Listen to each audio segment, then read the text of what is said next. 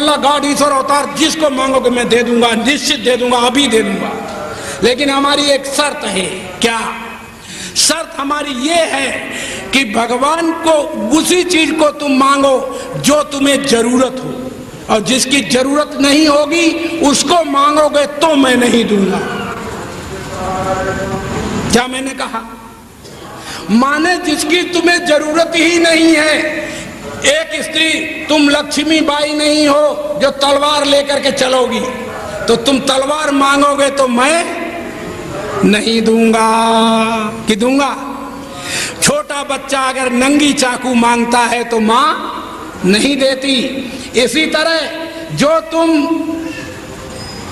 तुम्हें चाहिए ही नहीं उस चीज को मांगोगे तो उसको मैं नहीं दूंगा।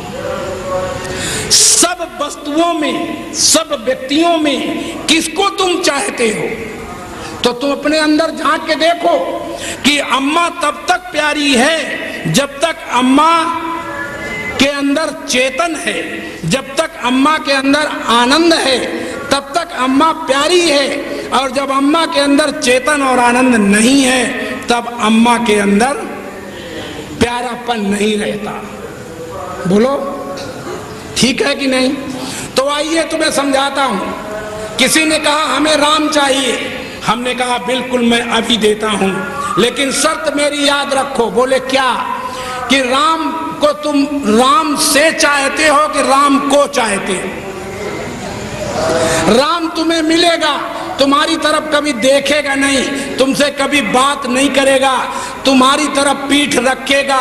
बोलो राम चाहिए? बोलो नहीं चाहिए। राम से राम जब मिले तो जो जो मैं मांगू वो देता जाए तो राम चाहिए। बोलो काहे के लिए राम चाहिए?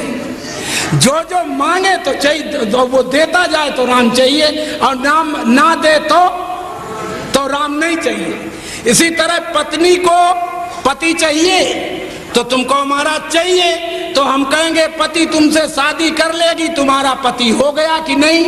लेकिन कभी अपने घर में तुम्हें लिवा के नहीं ले जाएगा पूरे जीवन भर। बोलो पति चाहिए? अरे बोलो क्यों नहीं चाहिए? तो चाहो। पति मांगा क्यों तुमने मुझसे? पत्नी चाहिए तुम्हें, तुम्हारे शादी कर ले, तुम्हारे घर कभी नहीं आएगी। बोलो चाहिए?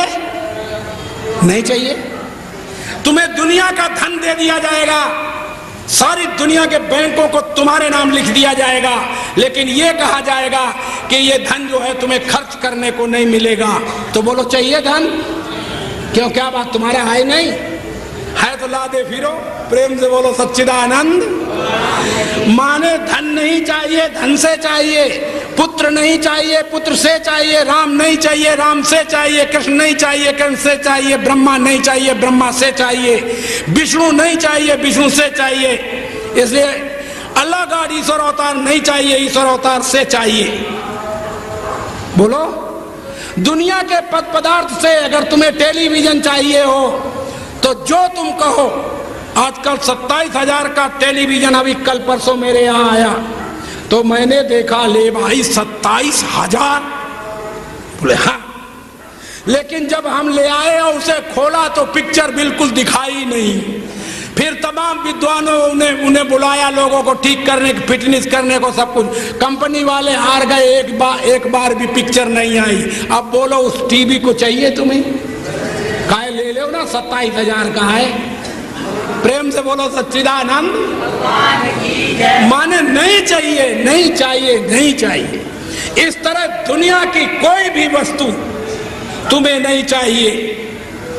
न राम चाहिए, न श्याम चाहिए, न अल्लाह चाहिए, न गॉड, न ईश्वर चाहिए, न आत्मा, न चाहिए परमात्मा, न चाहिए ब्रह्म, न चाहिए पत्नी, न चाहिए पुत्र, न चाहिए धन, न चाहिए मकान। फिर क्या चाहिए?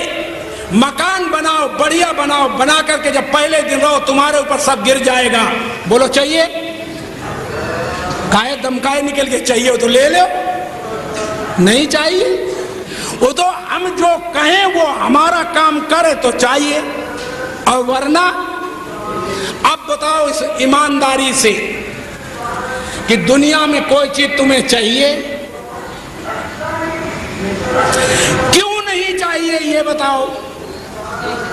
क्योंकि जो तुम्हें चीज चाहिए वो है आनंद, और आनंद जो है वो है भगवान, और वो भगवान सब जगह व्यापक है, और सब जगह व्यापक होने के नाते तुम्हारे अंदर जितना जीव है उसके अंदर भी होगा। तो जीव को फिर जब भगवान प्राप्त पहले ही है तो फिर उसे दुनिया की वस्तु की क्या आवश्यकता है? सच बताओ, है? नहीं है। लेकिन करें क्या जब हम उस सत्य परमात्मा को नहीं जानते और असत वस्तु नाम रूप में ही हमको लगाया जा रहा है। संसार में जितने जीवधारी हैं, जितने गुरु पीर लोग हैं, इन्होंने हमें नाम रूप जब तब ध्यान समाधि पूजा पाठ में लगा दिया, और ये नहीं कहा कि पूजा पाठ जब तब ध्यान समाधि का फल अनित्य है, झूठा है, मिथ्या है, ये नहीं कहा। बोलो, ये नहीं कहा। और जब ये नहीं कहा कि झूठा है तो उन्होंने समझा कि योग से जो मिलेगा वो सत्य होगा, ध्यान से मिलेगा वो सत्य होगा, जप से मिलेगा वो सत्य होगा, तप से मिलेगा वो सत्य होगा। ऐसा हमें धोखा हो गया। क्या हो गया? ऐसा हमें धोखा हो गया है। और इस धोखे से उठने के लिए, जगने के लिए मनुष्य शरीर मिला है। ये मनुष्य शरीर कुत्ते कौओं की तरह, पशु पक्षियों की तरह भोगने के लिए नहीं मिला है। ये मनुष्य शरीर जो मिला है, इससे सत्य परमात्मा की प्राप्ति होती है। और इस शरीर के ऊपर दो आदमी दुनिया में अत्याचार करते हैं। वे कौन कौन हैं? एक तो योगी है जो योग में लगा करके इस शरीर को नष्ट कर देता है। एक भोगी है जो भोग में लगा करके इसको नष्ट कर देता है। योगी और भोगी के मध्य में जो, जिसमें भगवान कृष्ण ने कहा उचित आहार विहार से, सब कर्म करो दुनिया में, सब भोग भोगो दुनिया में, लेकिन उचित भोगना। कितना भोगना? माने रोटी उतनी मत खाना जितनी खा सको, बल्कि जितनी पचा सको, जितनी आराम से रह सको उतनी खाना। प्रेम से बोलो सच्चिदानंद। इसलिए योग के सिद्धांत में ये तीन चीजें आवश्यक होती हैं। वे कौन कौन होती हैं? सम्यक भोजन, सम्यक निद्रा, सम्यक भोजन और सम्यक श्रम। श्रम माने मेहनत। योग जो करने वाले लोग हैं वे अगर सम्यक भोजन करते हैं, सम्यक आहार, इसलिए भगवान कृष्ण ने कहा उचित आहार विहार से अपना कार्य अपने अपने हाथों में संभाले, और जिस कार्य से थकान ना आए और जिस कार्य से उल्टी ना आए उतना भोजन किया जाए, और जिस कार्य में सम्यक श्रम, सम्यक भोजन और सम्यक निद्रा, उतना मत सो जितना सो सको। जितने सोने में तुम आनंद ले सकते हो उतना ही सोना पर्याप्त होता है। इसीलिए योग सिद्ध नहीं हो पाता आजकल लोगों का। लोग बड़े योगी बनते हैं, बड़े बड़े ध्यानी बनते हैं, लेकिन जब उचित आहार विहार से पहले ही भगवान ने शर्त रख दी कि योग में सबसे पहली शर्त है कि उचित आहार विहार से, उचित आहार, उचित भोजन, उचित निद्रा और उचित श्रम, ये तीन चीजें परम आवश्यक होती हैं। इसके बाद योग में प्रवेश किया जाता है। और योग में प्रवेश करने चले तो ठासी खा लिया खाना शाम को और कहे ध्यान लगाने बैठे साहब, तो मरोगे कि नहीं? उल्टा चढ़ जाएगा भोजन कहीं पर।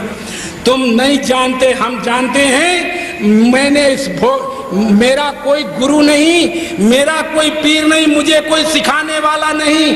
तो मैं योग करते करते जब सन 52 या सन 51 से योग करना शुरू किया और सन 57 या 59 तक योग किया, तो इतना योग किया कि मैं इतना योगी बड़ा बन गया, इतना बड़ा बन गया कि मेरे पेट में दर्द होने लगा और वो दर्द बरसों तक नहीं गया।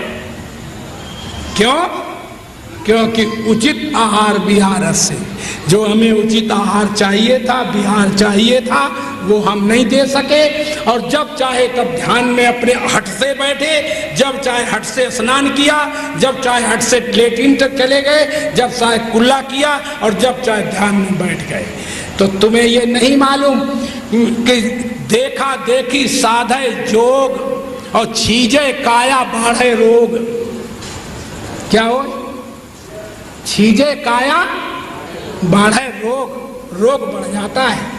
इसलिए इसके लिए उचित गुरु चाहिए, उचित मार्गदर्शन वाला चाहिए। लेकिन उचित ढूंढे कहाँ से? सारे उचित बने फिर रहे हैं। कहते हमसे पूछ जाओ योग कैसे लिया जाता है, बोले बताओ। कहते दोनों नाकों में से श्वास जैसे चल रही, सोहन कह रही है, कोई हंसा कह रहा है, कोई कुछ कह रहा है, बोले ऐसे ध्यान लगाओ तो तुम्हारा योग हो जाएगा। कोई कहता है नहीं नहीं, तुम अपने नाभि पर पहले अपने मन को केंद्रित करो, पहले सिर को कसो। तुम्हें योग की थोड़ी सी बात, सिर को कसो, फिर ढीला कर दो, फिर गले में आओ, चेतना लाओ, चेतना फिर हृदय में ले जाओ, चेतना को नाभि पर ले जाओ, वहां पर बिठा दो और बैठे रहो कस के एक जगह। चेतना को नाभि पर रखना, वैसे नाभि पर रखी जाती है। जब चेतना नाभि पर पहुंच जाती है तो श्वास कहां से आती है कहां से जाती तुम्हें कोई पता नहीं होता। और श्वास जब आती है उसके बाद तब उसे पता चलता श्वास आई और श्वास गई, श्वास आई श्वास गई, कहां से आई कहां से गई इसका उसको कोई बोध नहीं होता। इस तरह जब आदमी परिपक्व होने लगता है तो शरीर से, शरीर की जो ये शरीर का निचला हिस्सा है, माने मूलाधार चक्र, स्वाधिष्ठान चक्र आदि, ये जो चक्र आदि का वर्णन है, तो ये दोनों को जब बंद कर लिया जाता है तो शरीर जो है ये जो नीचे वाला शरीर है ये शून्य होने लगता है। और शून्य होने के बाद जब कम ऊपर आने लगती है शून्यता, तो कंपन आती है। और कंपन आने पर अगर कोई आदमी योगी बैठा रहे तो बैठे बैठे क्या होता है कि वहां पर से एक चिति कुंडलनी, माने एक सर्पणी सबकी नाभि पर रहती है। और वो 3.5 कुंडल और किसी के 2.5 कुंडल डाले हुए नाभि पर रहती है। और उसमें जब सब जगह से श्वास खत्म होकर के सम हो जाती है तो उस सर्पिणी के मुख से वो श्वास निकलने आने जाने लगती है और सर्पिणी उसको जाग जाती, उसको कहते हैं चिति कुंडलनी। क्या कहते हैं? और जब कुंडली कहते हैं तो ये जगत वाले तो दुनिया में बहुत कुंडली जगाते फिर रहे हैं और कहते हैं कि मुझे तो कुंडली जागत आओ, हम तुम्हारी कर दें। गजब की बात है कि उनसे मैंने पूछा कि तुम सच बताओ, कुंडली जागृत करा सकते हो? तो वो कहते हाँ आइए। तो कहते देखो ऐसे याद करो। बोले क्या हुआ? बोले देखो ठंडे हो गए, बोले अमुक हो गए, बोले पागल हो गए, पागल। अरे जब कुंडली जागती है तो पश्चिम के मार्ग मेरुदंड से होते हुए श्वास सीधे सिर के अग्रभाग के ऊपर पहुंच जाती है, जहां सहस्रार नाम कहलाता है। तो मेरुदंड से सुषुम्ना नाड़ी मिक्सने होती हुई उसके अंदर एक ब्रह्म नाड़ी होती है। उस ब्रह्म नाड़ी से होती हुई वो ब्रह्म नाड़ी जब जागती है जिसकी, वो इस शरीर से निकल करके संसार में चाहे जहां जा सकता है, स्वेच्छाचारी हो जाता है। लेकिन याद रखना ब्रह्म ज्ञानी नहीं, याद रखना ब्रह्म ज्ञानी नहीं होता, उसे भगवान नहीं मिलता। नकली भगवान तो मिलते हैं परंतु असली भगवान पूछो क्यों नहीं मिलता? क्योंकि 1 करोड़ कुंडली जगे वाले आदमी से देखो, जगवा करके देखो, और 1 करोड़ व्यक्ति जब कुंडली जगा करके और देखें तो जो जो अनुभव करेंगे, तो जब कुंडली में जब एक ही साथ सबकी कुंडली जगी तो जो एक ही तरह को देखा तो एक तरह का कोई नहीं देख सकता, सबका अलग अलग अनुभव उस कुंडली में होगा। इसलिए वो कुंडली सत्य नहीं होती। बात समझ में आई कि नहीं?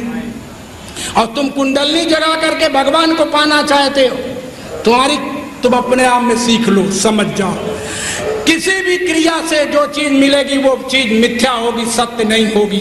तो जब सत्य नहीं होगी तो उस सत्य परमात्मा को प्राप्त करने के लिए हमने तुम्हें क्या यंत्र बताया?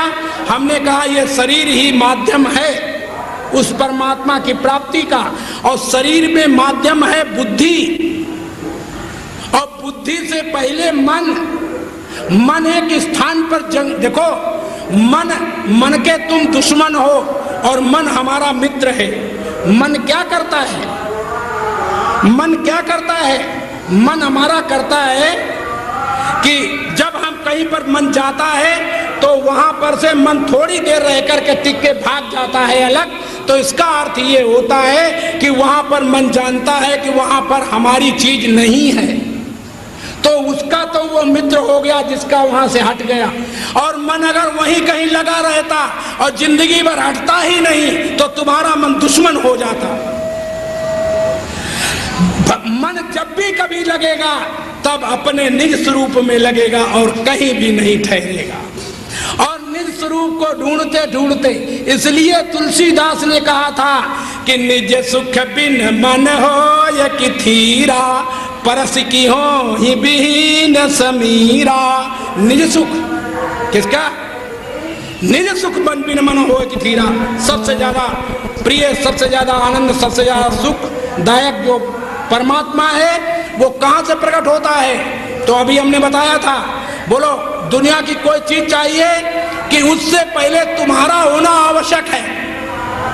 सच्ची बोलो, तुम्हारा होना आवश्यक है। माने राम मिलने से पहले तुम्हारा होना आवश्यक है, कृष्ण के मिलने से पहले तुम्हारा होना आवश्यक है, ब्रह्मा से मिलने से पहले तुम्हारा होना आवश्यक है, और मरने से पहले तुम्हारा होना आवश्यक है, जन्मने से पहले तुम्हारा होना आवश्यक है, राम कृष्ण को प्राप्त करने से पहले तुम्हारा होना आवश्यक है।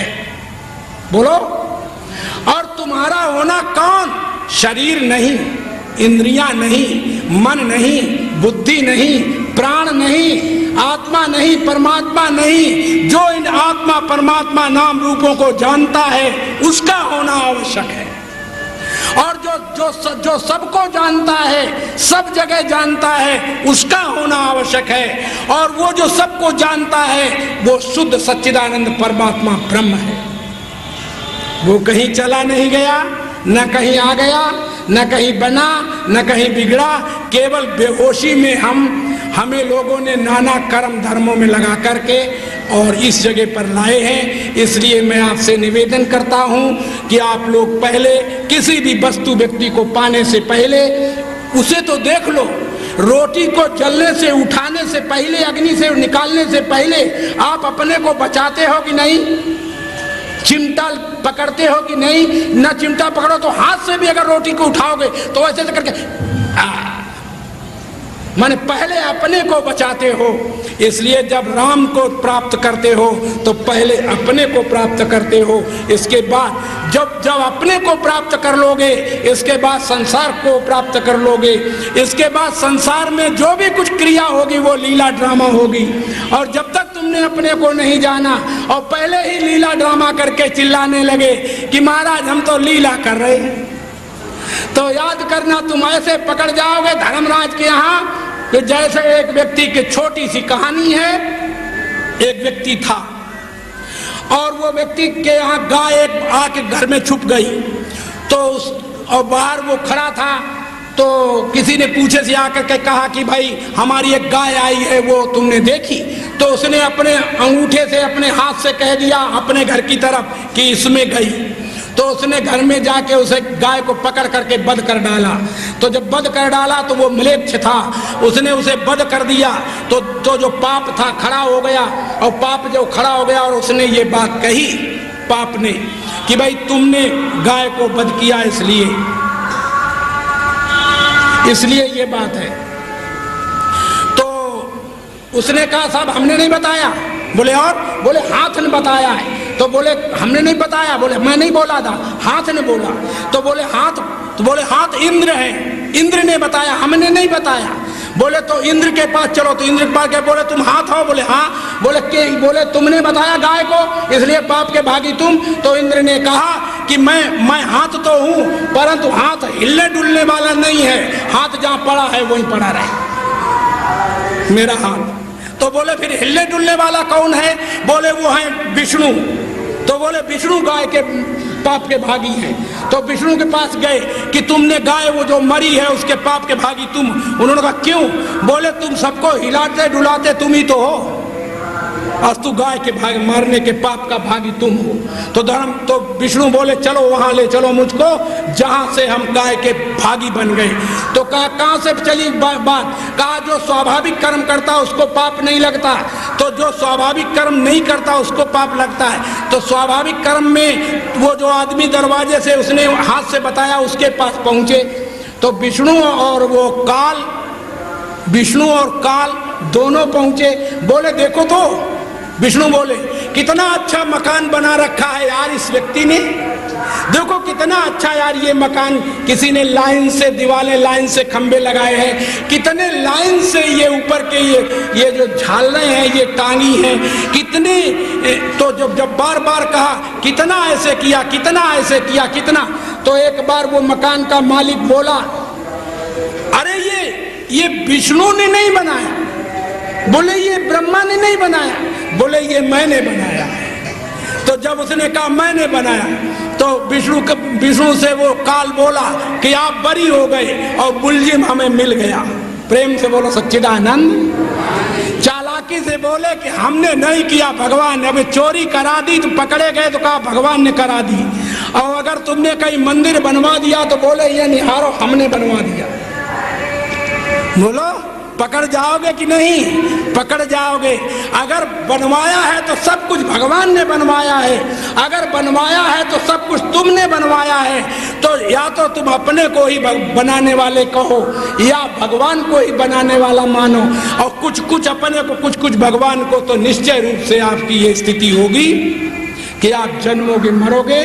तो आज की मीटिंग कुल मिलाकर के मैं इतनी कहना चाहता था कि हर क्रिया से हमें आनंद चाहिए, राम नहीं चाहिए, राम से आनंद चाहिए, कृष्ण नहीं चाहिए, कृष्ण से आनंद चाहिए, ब्रह्मा नहीं चाहिए, ब्रह्मा से आनंद चाहिए, पत्नी नहीं, रुपया नहीं, पैसा नहीं, विद्या नहीं, बल नहीं, अधिकार नहीं चाहिए, बल्कि इनसे आनंद चाहिए। और आनंद स्वरूप भगवान है, और वो आनंद स्वरूप है कहाँ? तो जब हमने उसको ढूंढा कि बोलो राम चाहिए कि तुम्हें आनंद चाहिए, तो जब तुमने कहा हमें राम चाहिए, तो हमने कहा राम तुम्हें मिलेगा लेकिन उससे पहले तुम मर जाओगे 1 सेकंड पहले।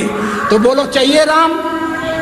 बोले चाहिए धन, तुम्हें दुनिया का सारा धन दिया जाएगा, फिर एकदम समाप्त हो जाएगा। कहेंगे नहीं चाहिए। तो इस तरह दुनिया का कोई भी प्राणी किसी को नहीं चाहता, केवल एक परमात्मा को चाहता है, उसी परमात्मा को सब जगह ढूंढता है। इन्हीं शब्दों के साथ वाणी विराम। प्रेम से बोलो सच्चिदानंद भगवान की। हे पूर्ण परमात्मा,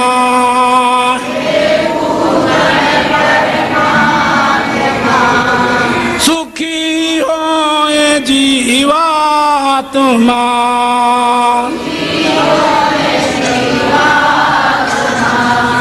विश्व बने धर्मात्मा,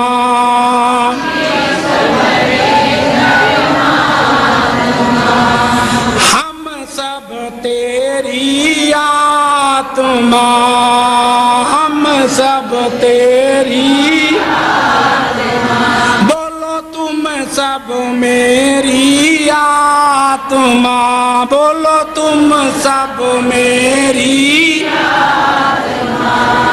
हे पूर्ण परमात्मा, हे पूर्ण परमात्मा। प्रेम से बोलो सच्चिदानंद भगवान की।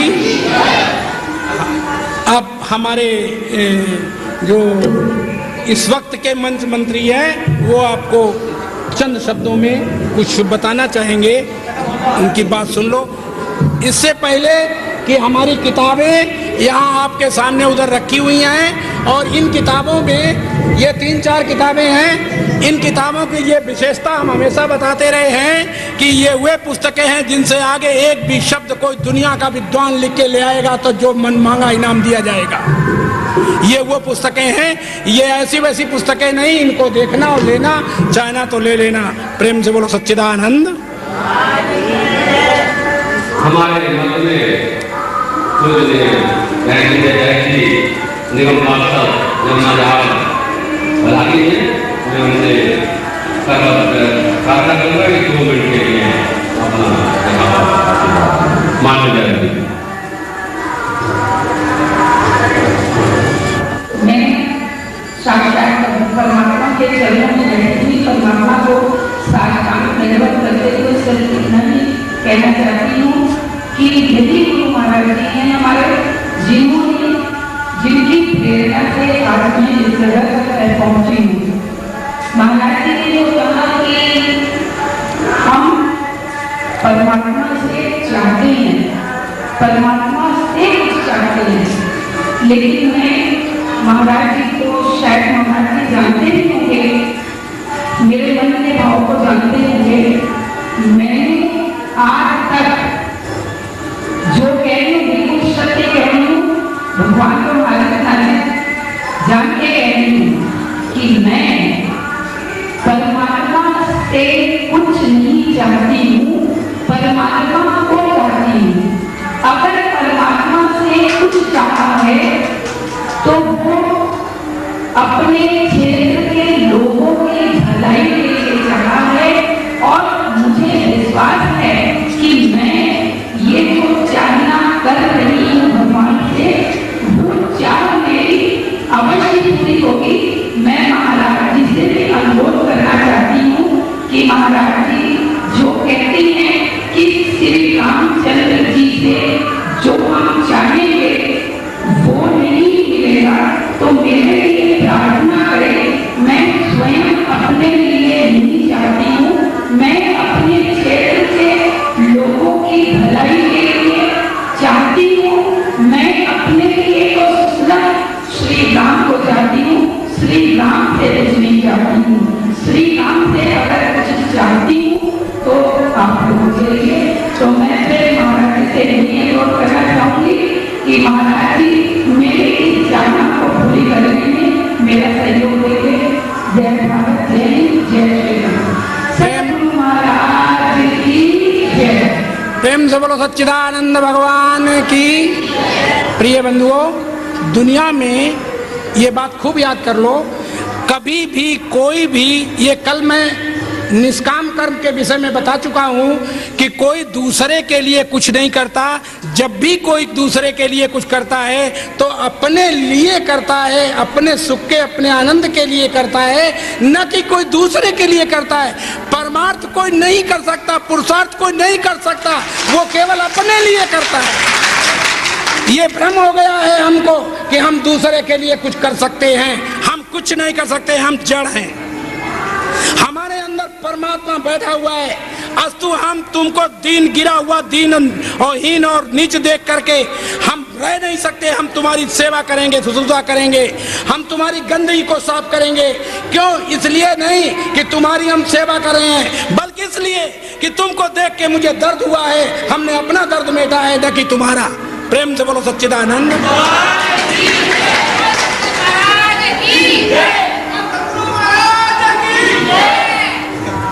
अभी आपने बहुत ही सुंदर देखिए उनकी भावना को मैं करता हूँ। उन्होंने भावना व्यक्त की है कि आपने भी हिंदी मांगा और अपने द्वारा जो लोग उनकी सेवा कर रहे हैं वो प्रसाद सेवा भगवान उनको भी प्रेरणा दे रहे हैं। सभी लोग उनका पास है और मैं यही कहूँगा कि आने वाले समय में और भी आगे से ऊपर MLA की भावना रही तो अवश्य भगवान को सभी प्रदान करें और आगे की जो कर्म की उनके कर्म हुए। और इन्हीं शब्दों के बिल्कुल सही कहा है कि कि अगर हम आप लोगों के लिए कुछ करना चाहते हैं तो उसमें भी मुझे आनंद आता है। तो अपने आनंद के लिए हम जो कुछ भी करते हैं वो अपने आनंद के लिए करते हैं। अगर कितना भी हर व्यक्ति समझने लगे है, क्योंकि आज का व्यक्ति ये नहीं सोचता है कि अगर हम आज का व्यक्ति